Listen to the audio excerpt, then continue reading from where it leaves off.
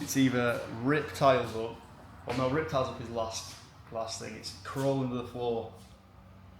I think Cole's good at crawling. So it might be some air in the rads. If not, it's crawl under the floor. If not, start taking tiles up. Go on. Pressure's dropping on the boiler at the house, which means there's a leak, and there's no water there's no indication of any leaks, so it's got to be underneath the floor, and the floor's fully tiled, so it's not looking good. Not looking good. Someone's gonna have to crawl under the floor, do some plumbing. Ain't gonna be me. I don't even think it's possible. There's no way we'll be able to get under that floor. Nah. We've put a massive waste pipe in the middle of it as well. So we're just finalising the VSL and the funnel, I suppose, isn't it? Landing page. Yeah. Landing page. So when we drive traffic to our Instagram page through top of funnel / just viral videos, or just any top of funnel videos of us on site working, people will land on the page and see a link in the bio, and then we'll either say in the video, if you're interested in investing with us, then click the link in the bio. They'll land on this page. They can then watch the video or read through the landing page of the previous work we've done. And if they want, then they can book a call with us and build a relationship, start investing. So this is our landing page. Would you invest? Beautiful.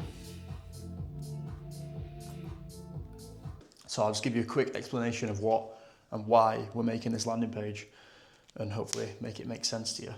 It is basically just a website, as you probably saw, but we call it a landing page because we want our funnel and our funnel to get people to the landing page. So the top of funnel is views and just engages. Anyone who sees the videos on any platform and engages with it by liking it, viewing it, commenting on it, whatever.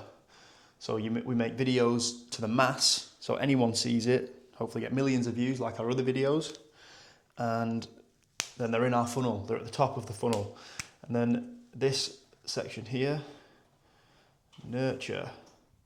So they're in the funnel, they follow us, now they see all the videos we post. So then we make content lower down the funnel, which will be just dropping in that we use investor finance to fund deals, a bit more explanation on how we work, get people interested in what we do.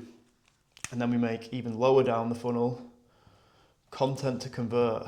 So even in more depth, let's say we start mentioning interest rates that we pay investors to get their ears pricked up. And then at the end of the video like this, or to be fair, you can put them on any of these, but if they've come through this funnel, and you mention you've got a link in your bio here, then they're more likely to click onto it. So we would say on a video like this, if you're an investor and you're looking to work with us, click the link in the bio and they will land on our landing page. And at the top of our landing page is our VSL, which is a video sales letter, completely directed to only high net worth individuals who could invest with us. And then they watch the VSL letter, and from then, we want them to book a call. And on that call, they hopefully become an investor. So although this sounds very salesy, all we're trying to do is just find a couple of individuals who fit our specific need of being an investor. We're just looking for people on the end of the phone. That's all it is really. Looking for people to build relationships with and long-lasting business relationships. And it starts with top of funnel and lands. How's it going, everyone? I desperately need a haircut, but we'll forget about that for now. So we're about to head off and meet a potential investor. This has come from Facebook. She's seen our stuff for a while. Come through the funnel call. It's come through the funnel con. It's come through the funnel con. Funnel.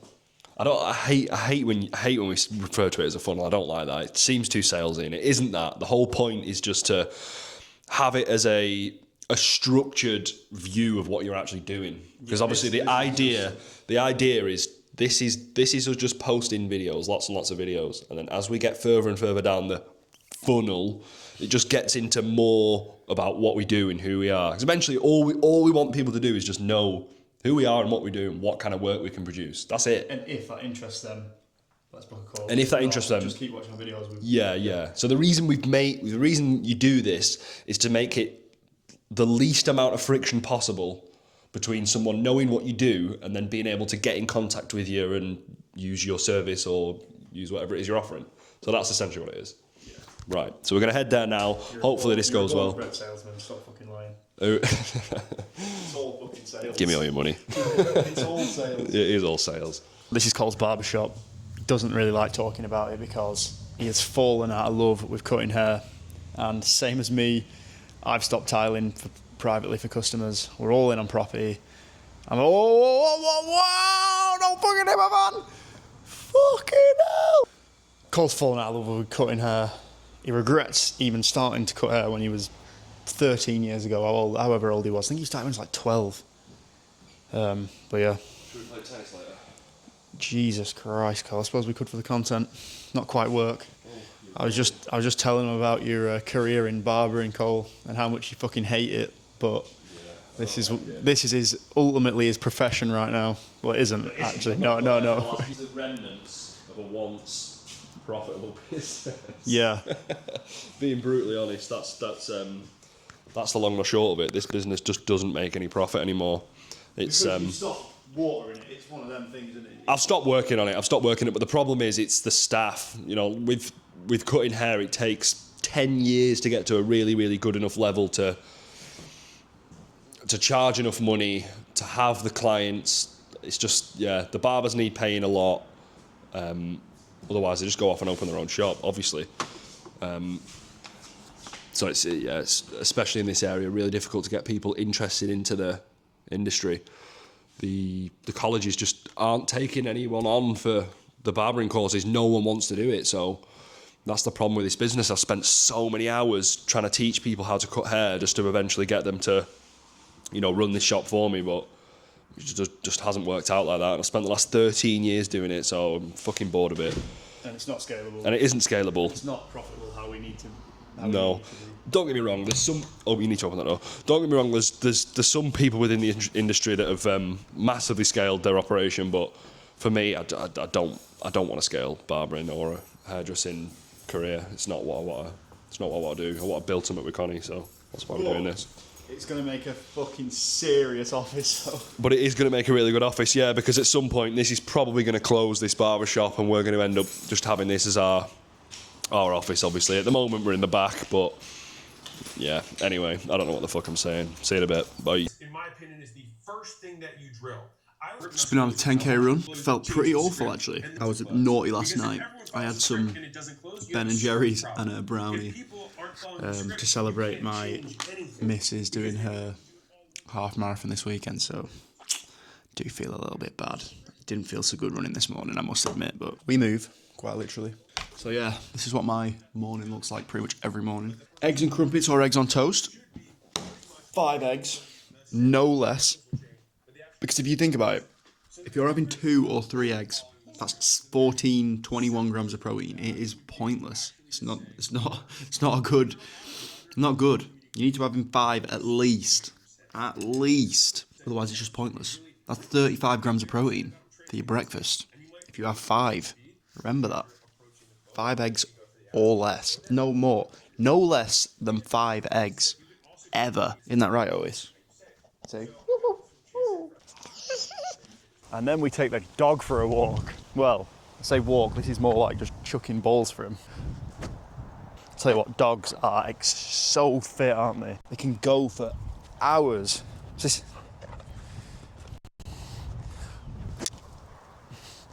only thing with these Cocker Spaniels, I don't know if you've got one yourself, but you cannot play with them with 1 ball.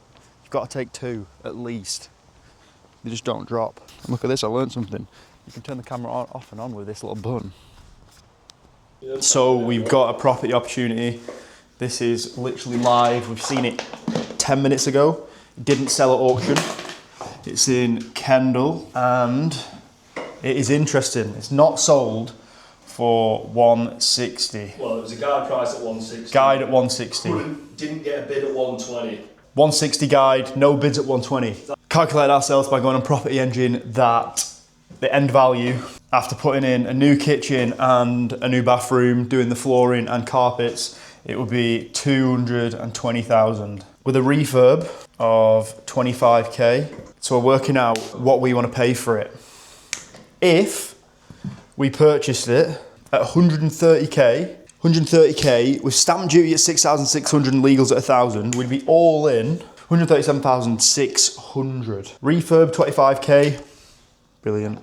Why have I made it hard for myself? And 62,600. I suppose we need to add the holding costs. So plus 3k holding costs over 6 to 9 months. Let's say worst case scenario, because selling it could take that long. We're at 165 plus holding costs, plus refurb, plus holding costs. We're at 165. Estimated agent fees 1.5% at 220k is 3,300. Legals again, so 4,300. Selling fees 4,300. The profit's 50,600. 46,300, I think so. Yeah, you can see it all. Can you?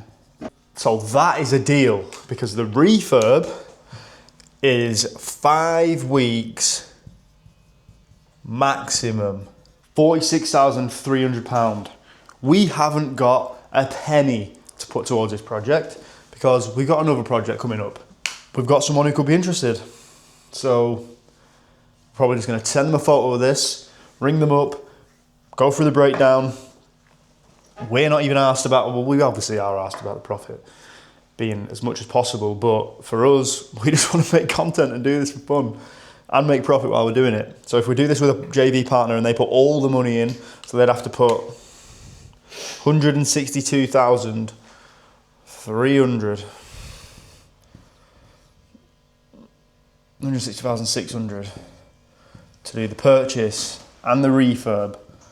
And all the costs. And all the costs at a purchase price of 130,000. We'll go in less than that. We'll go in at 110, 115, 120.